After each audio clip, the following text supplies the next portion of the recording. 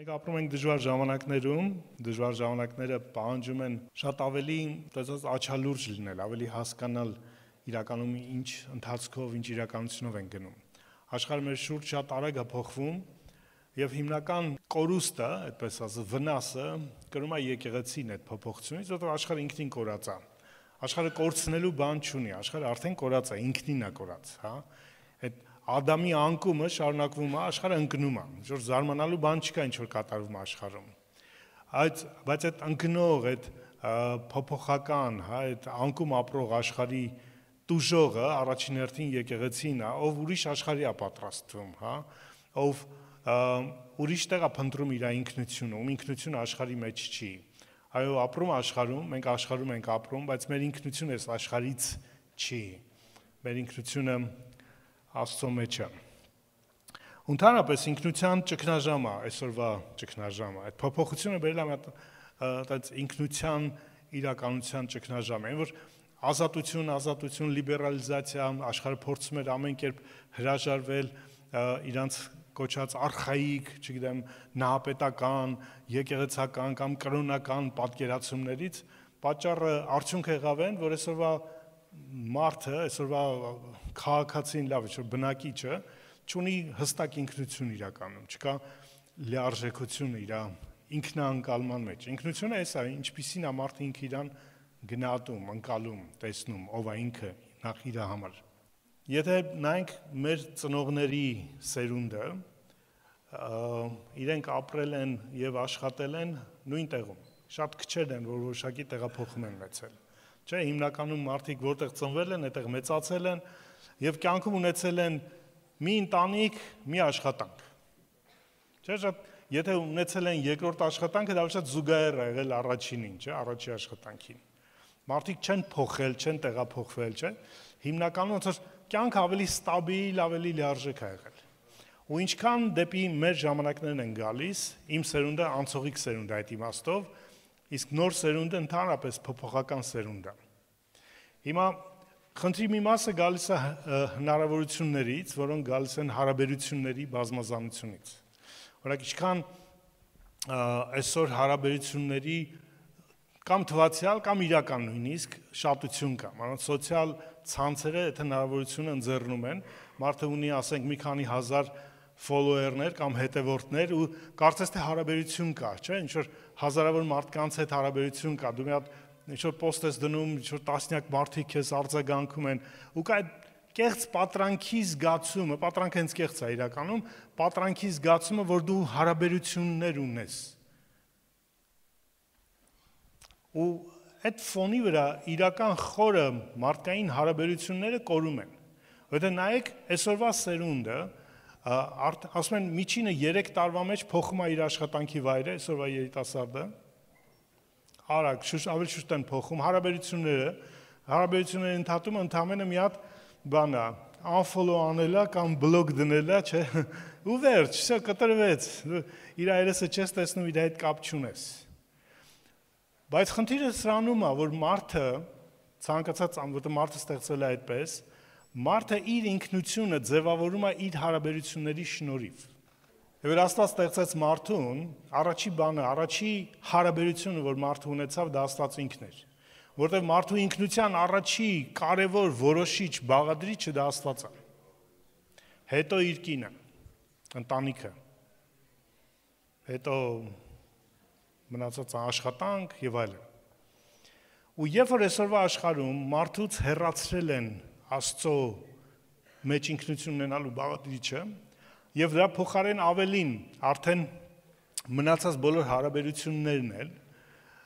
կորցրել են իրանց արժեքավորությունը, որտեղ եթե որ չկա առաջինը, չկա մյուսները։ Ինչ է կատարվում։ Նայեք, բաժանումներ, դավաճանություններ, մարդիկ, ընկերներ, պարտներներ փոխում են արագ հարաբերությունները, արդեն երկարաժամկետ չեն, մնայուն չեն, որի պատճառով մարդկային ինքնությունն է վնասված։ Այսօրվա ինքնության ճգնաժամը, նես չի որ մենակ ԼԳԲՏ-ի խնդիրն է դա ընդհանուր մարդկային խնդիր է։ Այսինքն այն միջավայրը, որտեղ ԼԳԲՏ-ն կարողանում է ծաղկել, այն միջավայրն է, որտեղ չկա ինքնության գիտակցությունը։ Դա մանակա ոնց որ քաղցկեղը իմունիտետ չունեցող հիվանդ մարմնի մեջ շատ արագ կամ ցանկացած հիվանդություն սկսում է տարածվել։ Մեր համար կարևոր է, որ հասկանանք, որ մեր ինքնությունը բխում է մեր առաջին հերթին Աստծո հետ հարաբերությունից։ Առողջ հոգևորությունը, առողջ քրիստոնյան, առողջ եկեղեցին, դա առողջ հարաբերությունն է Աստծո հետ։ Միայն մի խնդրով մեն, շատերն են պնդում, որ ճանաչում են Աստծուն, շատերն են պնդում, որ հարաբերվում են Աստծո հետ, եւ դրա համեմատ էլ ինչպիսին ճանաչում են Աստծուն, ինչպիսին հարաբերություն ունեն իրանց ճանաչած Աստծո հետ, այդպիսին էլ իրանց ինքնությունն է, այդպես էլ իրանք վարվում են, այդպես էլ իրանք գնահատում են, այդպես իրանք դրսևորում են։ Ամեն ինչ գալիս է իրականում ինչպես ենք ճանաչում այդ Աստծուն։ Ավետարանները տրվեցին հենց դրա համար, որ մենք լիարժեք ճանաչենք, ճիշտ ճանաչենք Աստծուն,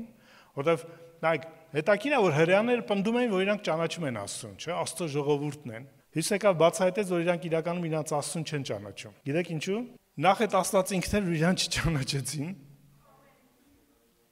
Ինքը եկավ ու իրանք չճանաչեցին, իրեններին եկավ ու իրենները չընդունեցին իրան։ Ու քանի որ իրանք չճանաչեն, իրանք չեն էլ ճանաչել երբևէ։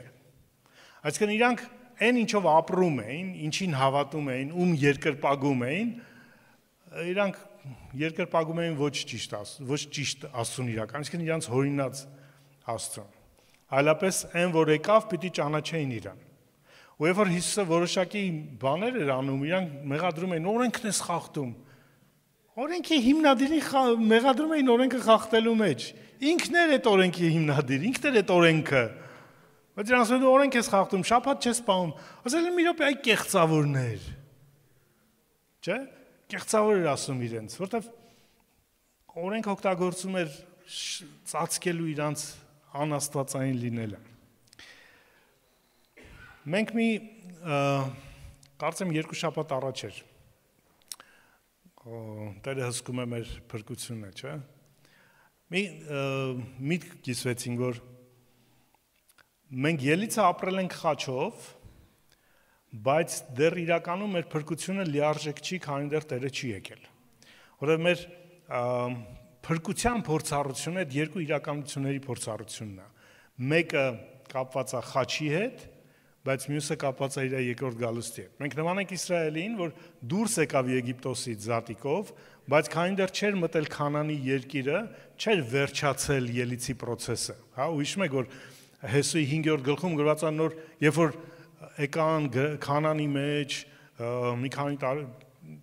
քանի ամիս անց թլփատվեց Իսրայելը, նոր Աստված ասեց, այսօր ձեր վրայից հանեցի Եգիպտոսի նախատինքը, չէ՞։ Այսինքն ողջ ընթացքում իրանք դեռևս փրկված չէին, քանի դեռ չէին մտել Քանան եւ այնտեղ թլփատություն չէր եղել, նոր ուխտը չէր կնքվել։ Միջիշ նույն ձևի մենք ավետիս առել ենք, մենք դուրս ենք եկել խաչով, Հիսուսի խաչի շնորհիվ, բայց քանի դեռ Տերը չի եկել, մեր փրկությունը վերջնական չի։ Լավ մենք որ Պողոսը ասում էր Ֆիլիպեցիներին ահով ու դողով ձեր անձերի փրկությունը գործեք, նկատի ունեմ որ մնացեք այդ process-ի մեջ, հա, Աստված սկսել է ու նա որ սկսել է բարի գործ ձեր մեջ, մինչև Հիսուս Քրիստոսի օրը պետք է անի, որտեղ այդ օրով է վերջանում, իր գալստով է վերջանում մեր փրկության խնդիրը։ Հիսուսը ինքը ավետարանների մեջ երկու կարևոր շեշտադրություն է դնում՝ իր մահը եւ իր գալուստը։ Խոսում է մարդու որդին պետք է խաչվի եւ երրորդ օրը հարություն առնի բոլորի մեղքերի համար, բայց հետո պետք է գա իր հոր փառքով։ Այդ երկու իրադարձությունները որոշում են մեր կյանքի իրականությունը։ Առաջինը կատարվել է մեր համար, երկրորդին սպասում ենք։ Ու այն այս ընթացքում ինչպես ենք հարաբերվում, ինչպես ենք ճանաչում, կորոշի ում ենք սպասում, ինչպիսին կլինի, հա, մեր հանդիպումը այդ փրկչի հետ։ Պիտի ընթերցենք Մատթեոս ավետարանի 17-րդ գլխից ու տեսնենք ինչա որոշում ինքը մեր կյանքում, որտեղ 17-ից առաջ հետաքրքիր բան եղավ։ Դա 16 դեպքերն են, երբ որ Հիսուսը տարավ իր աշակերտներին իրականում Իսրայելից դուրս Սիդոնացիների երկիրը տարավ հեթանոսական տարածք երկրից դուրս Իսրայելից ու հարցրեց, հիշում եք, ինչ են մարդիկ ասում ին մասին, թե ով եմ ես, Մեկ ասում դու Երեմիան ես, մեկ ասեց նույնիսկ Հովանես Մկրտիչն ես, որ Մարգարեն ես, Պետրոս երբ որ ասեց դու ես Քրիստոս կենթանի Աստծո որդին, եւ Հիսուս ասեց երանել ես Պետրոս, որտեվ մարմին ու արյունը քեզ չասեց, հիշում եք, այլի մորոքին ու ես էլ, չէ, ասում եմ որ դու վեմ ես, վեմի վրա պիտի կառուցեմ իմ եկեղեցին, դժոխքի դարպասներ իրան չեն հաղթելու, չէ, այնց քեզ պետքա տամ երկնքի բանալիները արքայության, ով է տալիս բանալիները։ Ով որ ունի, չէ, երկնքի տիրակալն է տալիս երկնքի բանալիները, ակնար կա ով է ինքը։ Ողջ ավետաներում ինքը ասում է ով է ինքը, բայց չեն ուզում հասկանան ով է ինքը։ Ով կտա քեզ երկնքի արքայության բանալիներ, եթե ինքը այդ բանալիների տնօրին հենց արքան չի, հա, ով տալիս է ծառային։ Եվ որից հետո ասում եմ հիմա գնանք Երուսաղեմ, բայց գրանձիոզ այդ հայտնությունից հետո, որ բանալիները, արքայությունը գնանք Երուսաղեմ, մարդու որդուն կմատնեն, կխաչեն, երրորդ օրը հարություն կառնի, ու Պետրոս ասում է, չէ, Տեր, չէ, ոնց, բա ես, որ քեզ խաչեն, բա բանալիների գործը, բան է իր ասել, չէ, ոնց, բայց քեզ տալիս, եթե նման ասես, չէ, Տեր, չեմ թողնի քեզ, չլինի քո հետ այդ բանը, ու Տերը իրան սատանա կոչեց, հետո դրանից հետո որպես կարծես ապացույց ով է ինքը, որ ինքը ասում է, հեշտ է ասել կտամ քեզ բանալիները, չէ, ոնց որ դու մեկին հանդիպես ասես բանի, չգիտեմ, Ամերիա բանկի բանալիները քեզ կտամ, կամ չգիտեմ, պաշտոնը քեզ կտամ, չեն ասի, բայց դու ով ես բանկի, չէ, ապացույց է պետք, ասելով հո չի, չէ։ Գիտեք հաջորդը ինչ եղավ, այլակերպությունը։ Նա ով ասեց բանալիները քեզ կտամ,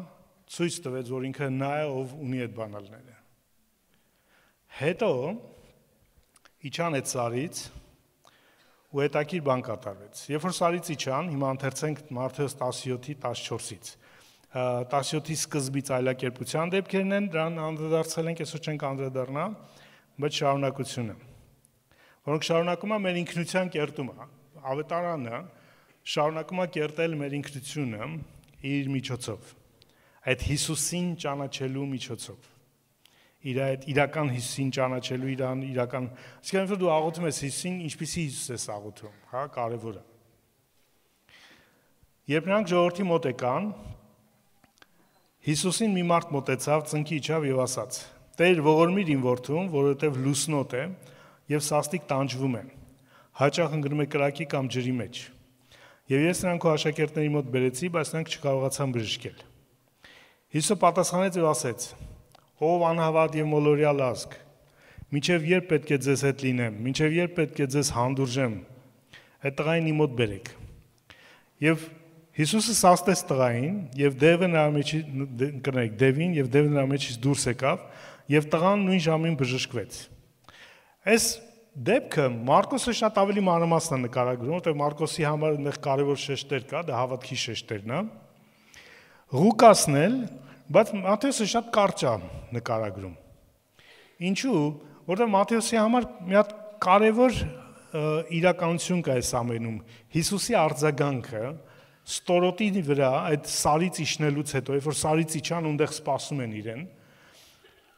ինչ արեց Հիսուսը եւ ինչ ասեց այնտեղ եւ ինչի հետ էր դա կապված, Մատթեոսի համար ավելի կարևոր էր, քան բուն այդ դեպքերը։ Դա համար ինքը չի մանրամասնում։ Ինչ ասում Հիսուսը։ Ով անհավատ մոլորյալ ծերունդ, մինչև կամազք, մինչև երբ ձեզ հետ պիտի լինեմ, մինչև երբ պիտի ձեզ հանդուրժեմ։ Մարդը եկել է, Հիսուսին ասում է, Հիսուս, ես տղուս բերեցի, քո աշակերտները չկարողացան բժշկել, մի տեսակ Հիսուսը մի հատ գոնե ցավակցություն ցույց տա, ասի, վայ, ափսոս, ինչ մեղք, ախես իմ աշակերտ, սրանք գիտես ինչն են, դրանք այդքան ծորացի չսովոր։ Հիսուսը ոչ մի ցավակցություն ցույց չի տալիս, հակառակը մի բան էլ այդ մարդու վրա մեղադրանք դնում, այն էլ ոչ թե մենակ իր վրա, չէ, խոսում է տենց ընդհանուր, ով անհավատ ազգ, մոլորյալ ազգ, մինչև երբ պիտի լինեմ։ Տեսեք, Եվ որ մենք ընթերցում ենք այս հատվածը ու Հիսուսի ասածը մեր ականջին, ինչ որտեղ կարող է խրթին է հնչում, բայց այն ժամանակվա հրեաների համար իրանք լավ հասկացան Հիսուսը ինչ ասում։ Գիտեք ինչի՞։ Հիսուսը նույն բառերով խոսեց, ինչով Աստված Եհովան խոսել էր Իսրայելին, բողոքելով Իսրայելի անհավատությունից։ Սրանով Հիսուսը ակնարկում է, որ ինքը նույն Եհովան է։ Որով իրավունք չունի ինչ-որ մեկը Աստծո տեղը, Աստծո բառերով խոսի։ Մարգարեն խոսում է Աստծո անունից, բայց ինքը Աստծո անունից է խոսում, ոչ իր անունից։ Բայց հիմա Հիսուսը խոսում է, այն ինչ որ խոսել է Յահվեն, հենց իր անունից է խոսում, դրանով ցույց տալով, որ հենց ինքն է այդ Յահվեն։ Երկու տեղում, Ելից 32-ում եւ Թվոց 14-ում Աստված բողոքում է Իսրայելից,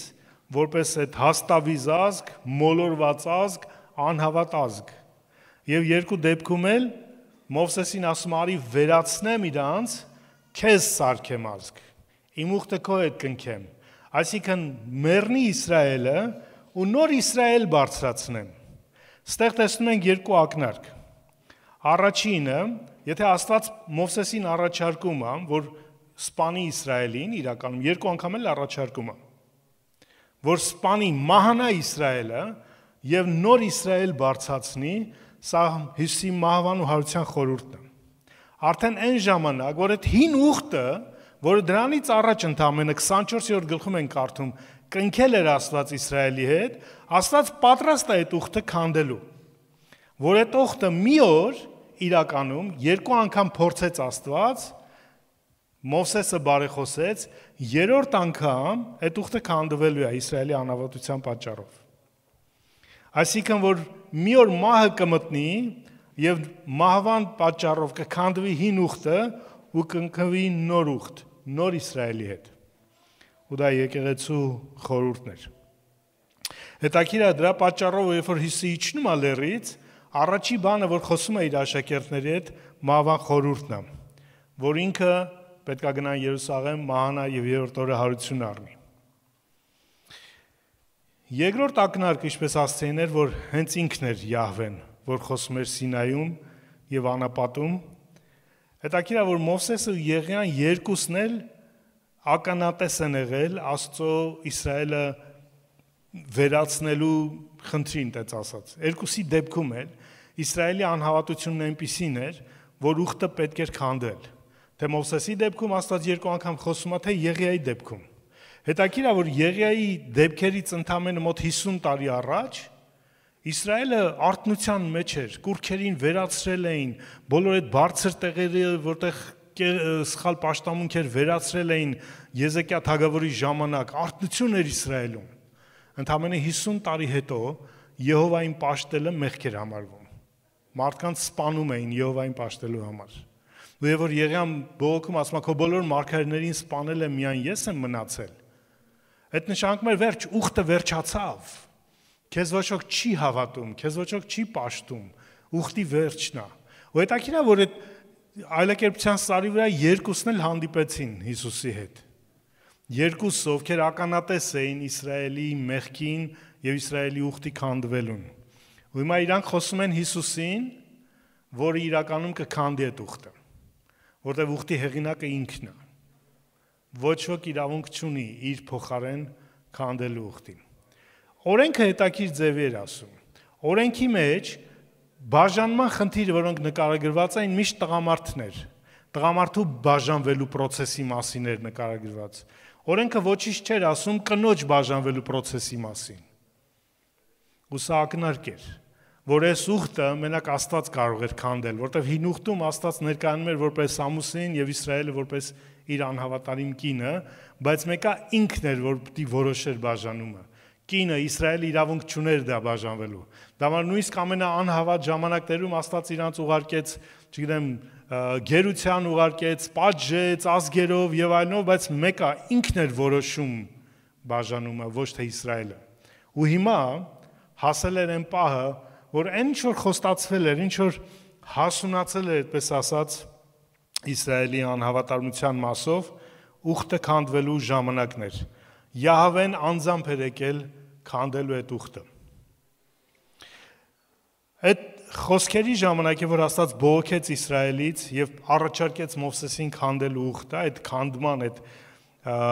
իրականության մասով կապված էր ոսկե հորթի դեպքերի հետ։ Եվ որ Մովսեսը տախտակներ ընդունեց, Աստծո ուխտի պատվիրանների, դրանից առաջ մի քանի բան արդեն եղել էր։ 19-րդ գլխում կարդում ենք, որ ինքը ստորոտում Սարի բերել էր Իսրայելին Աստծո առաջ եւ Իսրայելը հանդիպեց, կանգնեց իր Աստծո առաջ։ Հետո 24-ում տեսնում ենք Զոհը սեղան պատրաստեց, զոհ արեց, զոհի արյունը սրսկեց Իսրայելի վրա, կարդաց իրենց ուխտի խոսքերը եւ իրանք ասին, այո, մենք լսում ենք, կկատարենք այդ բոլոր պատվիրանները, մենք Եհովայի խոսքը կպահենք։ Ուխտ արեցին Աստված եւ ժողովուրդը։ Արյունի ուխտ, զոհասեղանն էր կառուցվել, 12 հատ Իսրայելի ամեն ցեղերի անով սյուներ կառուցվեց որպես վկայություն, որ այս ողջ ժողովուրդը 12 ցեղերը խոստանում են, պայման են կնքում, ուխտ են կնքում Աստծո հետ հավատարմության։ Ու ընդամենը մի քանի գլուխ են կողմ, տեսնում ենք ոսկե հորթ են սարքում։ Ու Աստված վերևում ասեց Մովսեսին գնա այս ժողովուրդը ապականվեց։ Խստապարանոց, անհավատ, մոլորված ժողովուրդը։ Գնա, որտեղ ես իրանց կվերացնեմ ու քեզ արի ազգ սարքեմ։ Ու երբ որ Մովսեսը իջավ Սարից, 32 գլխի 19 խոսքն կարդում ենք ելիցում։ Մովսեսը իր ձեռքից վայր նետեց տախտակները եւ հետո կոտրատեց, այսինքն ոչ թե վայր նետելով կոտրեց, այլ գցեց գետին եւ իրականում ոտքերով կոտրատեց։ Ինչու՞, որտեվ հին եբրայերենում հատուկ տերմին կար, որը գալիս է շումերական ակադական լեզվից, կոչվում էր Տուփամ հեփու։ Տարօրինակ հնչում, այս մարդկանց լեզուների ինչ անենք։ Ինչ որ մեկի համար էլ հայերենը տարօրինակ հնչում։ Մենք մի հատ բանակում տղա ունենք, ազգանունը Մկրտչյան էր։ Խես ռուսները տանջվում էին, ամբողջ ազգանունի մեջ մի հատ ձայնավոր էր Մկրտչյան, չէին կարողանում ասեին։ Որը նշանակում էր, այդ Տուփամ հեփուն նշանակում էր կոտրել սալը կամ կոտրել տախտակը։ Ինչ է սա նշանակում։ Այն ժամանակ, քանի որ չկար հիմիկվա տեխնոլոգիաները, թուղթը չկար եւ այլն, պայմանները, պայմանագրերը, ուխտերը կնքվում էին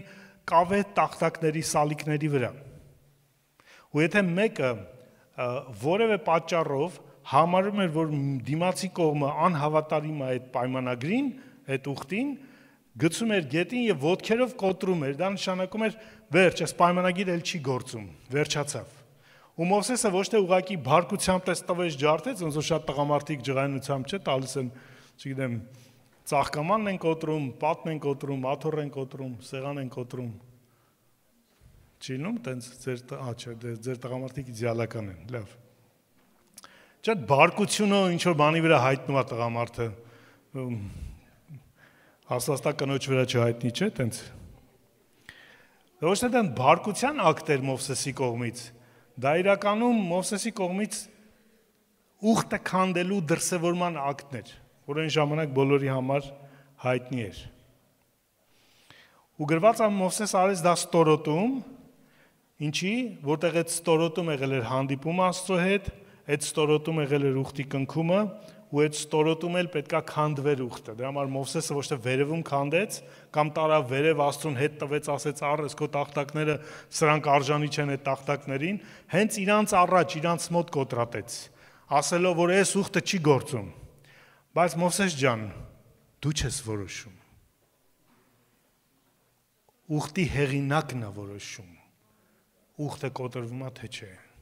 Իսկ ինչքան անգամ ենք մենք որոշել ոչ, բայց քանի դեռ Աստված չի որոշել ոչ չի եղել։ Ինչքան անգամ ենք տեսել մարդիկ, ովքեր հեռացել են եկեղեցուց, Աստծուց, մենք մտածել ենք օրավ, ինչ որ մեկի ժամանակ անց լսում ենք, վա, մարդը ինչ որ ուրիշ եկեղեցի է գնացել, ծառայում է արդեն։ Որտեղ ոչ է, երբ որ Աստված է ոչ ասում։ Վերջի խոսքը ուխտի մեջ Աստծունն է, մարդունը չի։ Ու սա կարևոր է մեր համար։ Եդեմում էլ էր այդպես, ուխտը կնքվեց Եդեմում, ուխտը քանդվեց Եդեմում, հա։ Խնդիրը այն էր, որ ոչ մի արարած չի կարող արարչի հետ հավատարիմ ուխտի մեջ մնալ։ Մենք իրար հետ չենք կարողանում հավատարիմ մնանք մեր ուխտին։ Քանիս են չէ, այնց ամուսնությանը եկեղեցում կանգնում են, քանեն հարցնում ա Տեր ես, հա, սիրել, հոգ տանել, էս անել, ըհը։ Այս սուտը տեղը արդեն էլի, չէ, սկսեցին սուտ խոսալ, հենց առաջի սուտը։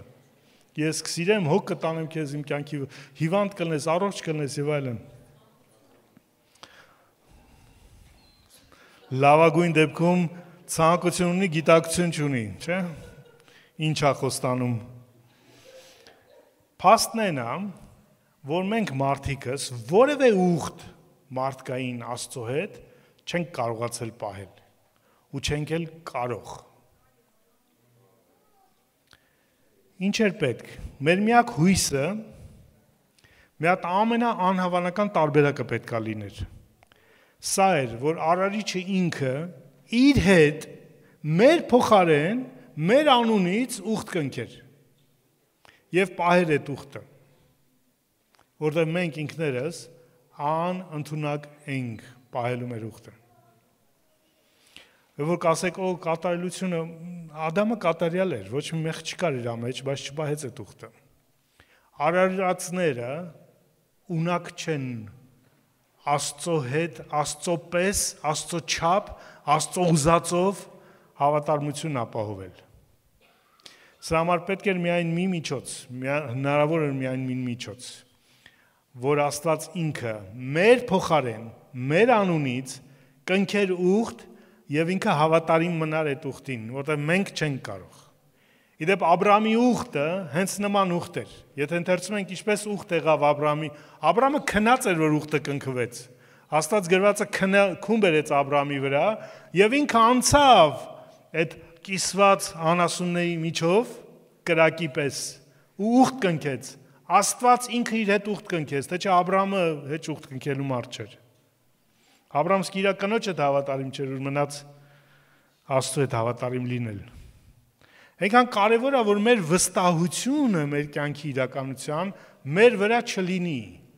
Թշնամին միշտ խաբել է մեզ մեր վրա գցելով. ես կարող եմ, դու կարող ես, ես խոստացել եմ, ես որոշել եմ։ Ցանկություն նպատակ ունենալը լավ է, վստահությունը ոչ։ Մենք մի վստահություն ունենք, Աստված ինքը։ Մյուս կարևոր պայմանն է ուխտի, որ ոչ միայն այդ ուխտը լիներ Աստված ինքը իր մեջ մեր անունով, ու Աստված միայն Աստծո հետ կարող հավատարիմ լինի, այլ նաև այդ ուխտի միջնորդը, որը միջնորդում էր երկու կողմերին, մարդ չլինի, ինչպես Մովսեսը։ Մովսեսի համար գրված ամենախոնար մարդն էր, բայց այդ խոնար մարդը որոշեց, որ վերջ, այս ուխտը քանդվել է։ Դրանով ինչ էր ասում, եթե ուխտը քանդվել է, այդ ժողովուրդը անպաշտպան է, անպետք է, անիմաստ է։ Աստված հանեց անապատ, ուխտը քանդվեց, Եգիպտոսում գոնե հույս կար ապրելու, ինչ որ մեկին պետք էին իրանք, հիմա անապատում ընդհանրապես ոչ չանային։ Կարճ ասած, Մովսեսը չմտածեց, որ լավ է ժողովրդին ինչ ալնելու է ուխտը քանդվելուց հետո։ Ուխտի քանդվելուց հետո նշանակում է ժողովուրդը կորավ, կվերանա։ Մեզ պետք էր մեկը, որ մեր կյանքի ամենավատ պահերին, ոնց որ Իսրայելի ամենավատ պահն էր, ոսկե հորթի պահը, այդ Աստծուն ուրանալու, հենց որ 10 պատվիրանները լսել էին, բայց այդ լսելուց հետո եկան ասին մեծ աստվածներ սարքի մեր գնա մեր առաջից։ Ստորոտը սարի, ի տարբերություն այն բարձրի, որտեղ բարձրում ինչն էր, Աստծո ներկայությունն էր, չէ, Մովսեսի հանդիպումն էր Աստծո հետ, օրենքներ, փառքներ Աստծո, ու հիմա ստորոտում եկավ մեղքներ, Իսրայելի մեղանչումներ, այդ ոսկե հորտներ, կուրքներ, կռապաշտություններ, սեռական անմաքրություններ, այդ որ պարեցին, խաղացին, սեռական բաներ էին, մեղքեր էին անում։ Մեզ պետք էր մեկը, որ մեր կյանքի, լսում եք, ժողովուրդ, մեր կյանքի ամենացածր պահերին ուխտի համար ոչ թե քանդող միջնորդ լինի, այլ բարեխոսող միջնորդ լինի։ Մեկը, որ կնայեր մեզ ամենացածր պահին, ու գիտեք մարդկության ամենացածր պահը որն էր, խաչի դրան։ Արժանի չի, որ այդ մարդը ապրի։ Մարդկության ամենացածր պահը Եդեմի անկումն էլ չէր, Հիսուսի խաչելության որոշումն էր։ Ու որն էր արձագանքը։ Հիսուսի։ Հայրների սրանց, որտեվ չեն հասկանում ինչ են անում։ Ես կուզեմ, որ իմ ու Աստծո ուխտի միջնորդը մեկը լինի, որ իմ ամենացածր պահին ոչ թե քանդի այդ ուխտը, ասի Տեր Աստված ձեր քաշի սրանից բան դուրս չի գա։ Այս կարենից բան դուրս չի գա։ Ինքը դա ինչ անում, վերջ, մոռացի իրան։ Այլ մեկը որ կանգնի իմ ու Աստծո մեջտեղում, կասի հայրների սրան։ Որտեվ չի հասկանում ինչ անում։ Մեկը ում մոտ ոչ թե կկոտրվեն մեղավորները, այլ կկառուցվեն ու կվերականգնվեն դեպի Աստվածային օրենքի պատկերը։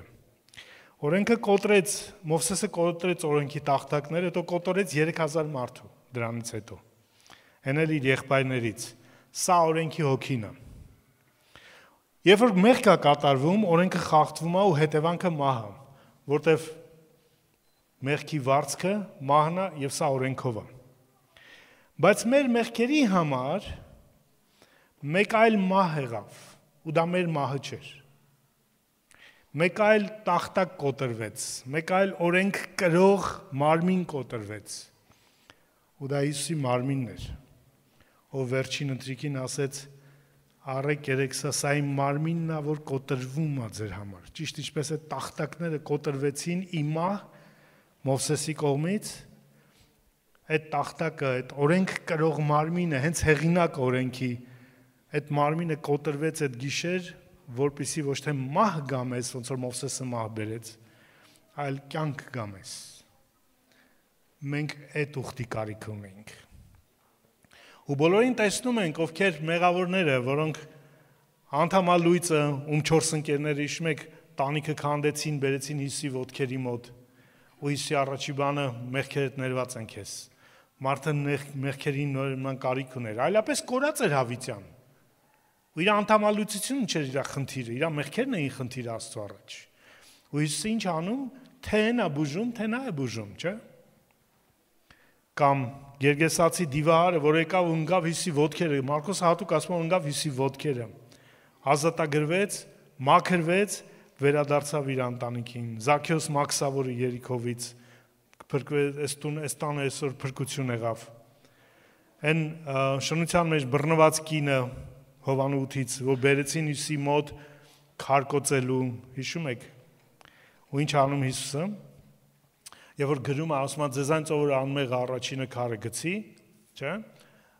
Իրանք բոլորը հանդիմանում են իրանց խշմտանքներից, բոլորը հեռանում են, մնում է կինը Հիսուսի մոտ։ Հիսուսը հարց է տալիս. ուր են նրանք, որ քեզ մեղադրեցին, ոչ մեկ չկա, ու իզուր չի այդ հարցը տալի, ինչ չի տեսնում, որ ոչ մեկ չկա։ Կույր է Հիսուսը, չի կարճատես է, չի տեսնում, որ այնտեղ ոչ ոք չկա։ Ինչ է այդ հարցը տալիս։ Մի պատճառով։ Եթե չկա մեղադրանք, չկա մեղավոր։ Ու քանի որ մեղավոր չի, պատվազուրկ չի։ Հիսուսը ոչ միայն փրկում է իրան մահից, քարկոծումից, իր պատիվն է վերականգնում։ Ոչ ոք չկա որ մեղադրի, ոչ ոք չի կարող իրան մեղավոր կոչել։ Պատկերացնում եք, Հիսուսը մենակ կյանքը չփրկեց իր, պատիվը փրկեց իր։ Սա անում շնորհքը։ Հիսուսը մեզ մենակ չի փրկում դժոխքից։ Հիսուսը մեր պատիվն է որպես մարդ վերականգնում։ Մենք այդ ուխտի կարիք ունենք։ Փյունիկացի ասորի կինը, մայրը, Հիսուսի ոտքեր ընկավ իր դիվար աղջիկը համար, աղջիկը փրկվեց։ Ով աղջիկ ունի գիտի ինչ է նշանակում փրկել աղջիկան։ Փարիսեցի Սիմոնի տանը, երբ որ Հիսուսը բազմած էր, մի կին հետևից մոտեցավ ու գրված այդ քաղաքում մի մեղավոր կին կար։ Մի մեղավոր կին կար այդ քաղաքում, բոլորն էին մեղավոր Աստծո առաջ, բայց այդ քաղաքի համար մենակ այդ կինն էր մեղավոր։ Ու գրված է, որ Հիսուսը բազմած էր այդ մարդու տանը, եկավ հետևից Հիսուսի ոտքերին, սկսեց համբուրել լվալ։ Գիտեք ոտքերը ինչ էր հրեաների համար։ Ռաբիներ նույնիսկ աշակերտներին չէին թողում, նույն ստրուկներին չէին, հրեա ստրուկը իրավունք չուներ կպներ ուրիշ հրեայի ոտքի, նույնիսկ իր տիրոջ։ Ոտքերը ամենակեղտոտ մասն էր։ Դրա համար այլ ստրուկներ ունեին, այլ ազգի ստրուկներ ունեին հրեաներ, որ իրանց ոտքերը լվանային։ Ու հիմա այս կինը ինչքան ցածր է իրան զգում, չէ՞, որ եկել է Հիսուսի ոտքերի մոտ։ Ու ինչ գտավ այնտեղ, ինչ ստացվեց։ Ամենացածր պատիվ ունեցող մարդ է սենյակում, այդ կինն էր, այդ քաղաքում։ Բայց ամենաբարձր պատիվը ստացավ։ Նա ում շատ ներվեց, շատ սիրեց։ Ավետարանները լիքն է այս օրինակներով, որտեղ մեր ուխտը այդ ուխտն է։ Մեր ուխտը սպանող ուխտը չի, որ ամենացածր նույնիսկ այն ստորոտում այդ կուրք սարքած ժամանակ մեր ուխտը քանդվի կամ է սպանի Աստված կամ մեր ուխտը լավագույն ուխտն է, որտեղ հեղինակը ինքն է եւ ինքն էլ պահում է մեր փոխարեն իր ուխտը։ Իմ ու քո ուսերի վրա չի մեր ուխտը պահելու բեռը, իր վրա է։ Դա համար հավատալ Հիսուսին չի նշանակում իմանալ, որ ինքը եկել է, այդ նշանակում է վստահել իրան մեր ու Աստծո մեջ ուխտը կատարելու մեջ։ Այդ նշանակում է մեր հարաբերությունը Աստծո հետ չի հենվում մեր կատարողականության վրա, հենվում է իր վրա, իր կատարողականության վրա, իր հավատարմության վրա, իր կարողության վրա։ Դրա համար ես համարձակությամբ կարող եմ գամ իր ներկայության մեջ որպես որդի։ Դրա համար ես էլ այն մեկին, ով որ իմ կյանքում, իմ հանդեպ ամենացածր տեղում է, նույն շնորհքն եմ ցույց տալիս, որտեղ ես նույն ուխտի մարդն եմ։ Ինչ ուխտում ապրում ենք, ինչ հոգով ապրում ենք, այդ հոգով էլ գործում ենք։ Մարդիկ այսօր քրիստոնյաները կամ ապրում են օրենքի ուխտով, իրանց թվում է իրանք քրիստոնյա են, որտեղ հավատում են Հիսուսին, երգում են Հիսուսին, քարոզում են Հիսուսին, բայց գիտեք ինչն է որոշում իրանք իրական ու նոր ուխտի մեջ են թե չէ, ինչպես են վերաբերվում մեղավորին։ Ոչ թե ինչպես են արդարներին վերաբերվում, ոչ թե ինչպես փրկվածներին, ոչ թե ինչպես լավ տասանորդ տվողներին, այլ ինչպես մեղավորներին, ինչպես աղքատներին, ինչպես նրանց ումից ակնկալելու բան չկա իրականում։ Նրանց, ովքեր մարդկային կյանքի բուրգի ստորոտում են։ Մենք այնտեղ ինչ ենք անում, կոտրում ենք այդ տախտակները, թե վերականգնում ենք։ Տանում ենք օրենքը, որը սպանելու է իրանց, թե տանում ենք Հիսուսի մարմինը, որ ապրեցնելու է իրանց։ Ինչպիսի հոգով ենք ապրում, որոշիչ ալնելու մնացած ժամանակի մեջ, գալիք օրերի մեջ։ Ինչպես այդ նույն հոգին, նույն վերաբերմունքը դրսևորվել է մեր կյանքի բոլոր ոլորտներում, մեր ընտանիքի մեջ, մեր աշխատանքի վայրում։ Նոր ուխտի մարդը դա է նշանակում։ Նոր ուխտի մարդը ինչի ուղղակի կարդում է նոր կտակարանը, Հիսուսի անունը գիտի, աղոթելուց Հիսուսին է աղոթում։ Նոր ուխտի մարդը նա է ու ապրում է այդ սկզբունքով։ Մեղանչած կռապաշտության իրականության մեջ ուխտ բերելով, փրկություն բերելով, փոփոխություն բերելով, ինչպես մեր Տերն է, ինչպես մեր կյանքն է։ Մեզ Տերը այդպես է վերաբերվում, չէ՞։ Ու նույն ակնկալում է մեզ ուրիշների հանդեպ։ Սա մեր ուխտի իրականությունն է, որտեղ մեր ուսերի վրա չի բեռը ուխտը պահելու, այլ իրա։ Դա համար ես հավատում եմ Հիսուսին, որտեղ ինքն է իմ փոխարեն ապրում ու կատարում այդ ուխտը։ Պողոս առաքյալն ասում է, որտեղ ես մեռա, ու երբ որ ապրում եմ հիմա, Աստծո որդու հավատարմությունով եմ ապրում։ Այդ ինքն է ապրում, Քրիստոսը ապրում իմ մեջ։ Եկեք, եթե քո կյանքում որևէ տեղ ունես, որտեղ ձախողված ես, ստորոտում ես քեզ զգում, խնդիր ունես, խնդրեմ ունես, ու մտածում ես Աստված հիմա ոնց է քեզ նայում եւ հիշի։ Աստված նայում է իր որդուն, ով քո իմ միջնորդն է։ Քո իմ փոխարեն կատարում է այդ ուխտը մեր մեջ ու հոր առաջ։ Եկեք գանք իր առաջ։ Ու թող սա լինի մեր կյանքի որոշիչ ընթացքը։ Վստահել Քրիստոսին, որովհետև գալիք օրերի մեջ էլ ավելի է կարիք լինելու, որովհետև գիտեք, մեր թշնամին շատ ցավոք խորամանկ խելացի թշնամի է։ Ինքը լավ ռազմավարություն ունի մեր դեմ։ Այդ ես ու դու ենք, որ անզեկ ենք, անիրազեկ ենք Իրանից, չենք նկատում Իրան, չենք ուզում նկատենք Իրան, բայց ինքը շատ լավ պատրաստված է մեր շուրջը։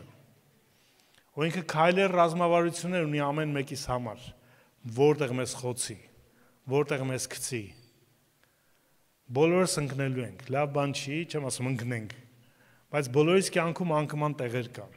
բոլորիս կյանքում ստորոտներ կան, բոլորիս կյանքում վերելքներ էլ կան, որտեղ օրդություններն են, հայտնություններն են, հաղթություններն են, բայց մեր կյանքում ստորոտներ էլ կան, ձախողման տեղեր էլ կան։